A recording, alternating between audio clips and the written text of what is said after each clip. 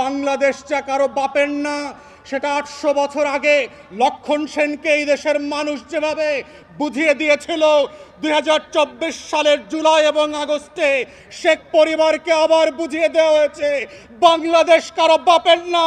শেখ পরিবারের কাছে এই বাংলাদেশ ৭২ থেকে ৭৫-এও ইজারা দেওয়া হয় নাই, ১৬ বছর ইজারা দেওয়া হয় নাই, আগামীতেও দেওয়া হবে না। যারা ব্যাকডোর দিয়ে আওয়ামী লীগকে পুনর্বাসনের দুঃস্বপ্ন দেখছেন, আওয়ামী লীগ যেভাবে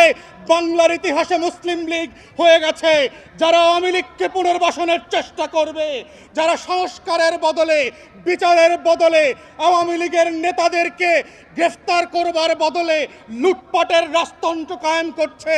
তাদেরকেও মনে করিয়ে দিতে চাই, মুসলিম লীগের ইতিহাস থেকে শেখেন। আওয়ামী লীগ মুসলিম লীগের ইতিহাস থেকে শেখে নাই বলে ৬০-এর দশক আবার ২৪-এ এসে